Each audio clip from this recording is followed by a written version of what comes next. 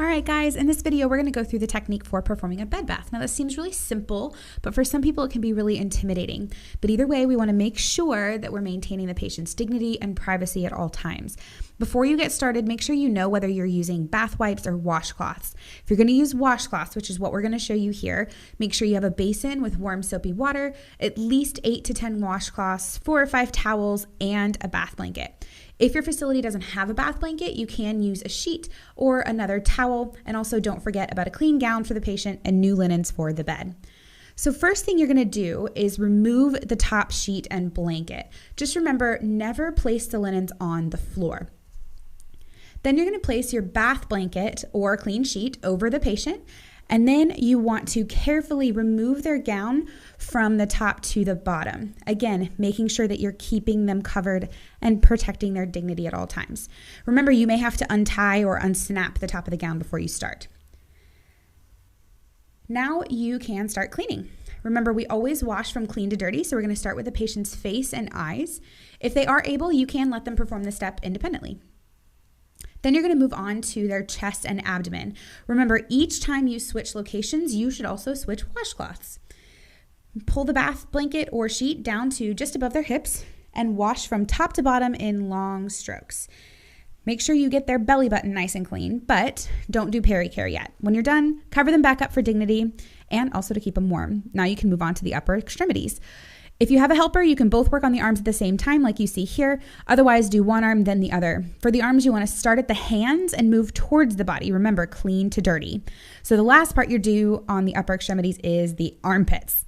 Make sure you pick up their arm, wash all the way around, and support them at their joints. When the arms are clean, make sure you lay them down on a clean towel on the bed. The last thing you want to do at this point is lay a clean arm down on a dirty sheet. Now you can move on to the lower extremities.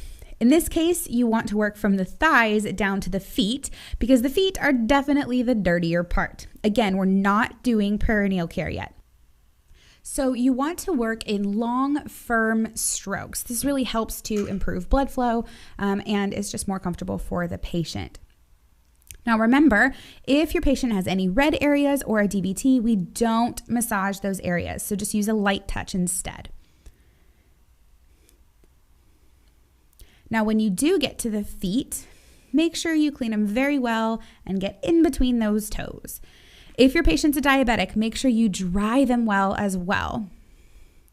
And always be paying attention to any possible ulcers or wounds. Then, just like the arms, you're going to lay the legs down on a clean towel when you're done. Again, don't lay a clean extremity down on dirty sheets. Now that we've done all of that, now we can perform perineal care. Again, if your patient is able, allow them some independence here. Otherwise, just make sure you're cleaning front to back for women and pay close attention to any drainage or lesions in the area so that you can document it for your assessment later.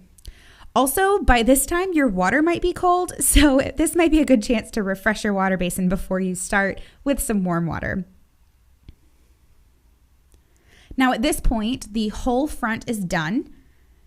So you can apply any lotion or powder if appropriate and put on the new gown. You'll want to lay it over the bath blanket. Then you're going to snap it in place or tie it in place depending on the type of gown that you have. And then you'll remove the bath blanket from under the gown. Again, the whole goal of this is just to keep the patient warm and also protect their dignity throughout the whole process. So now we've done the whole front, the next step is going to be to turn the patient to their side and wash their back and bottom. Now, if the patient can't turn themselves, you're definitely going to need a helper at this point. So you'll have them turn and wash their back and bottom, and then you can move on to changing their linens. Thanks for watching another Nursing.com lesson. Click the link below in the description to watch thousands more lessons over on Nursing.com. Also, be sure to hit the subscribe and the little bell to make sure you're reminded when new lessons come out. And if you want to just keep watching more lessons, go ahead and click this video over here to continue learning. Like we always say here at Nursing.com, happy nursing.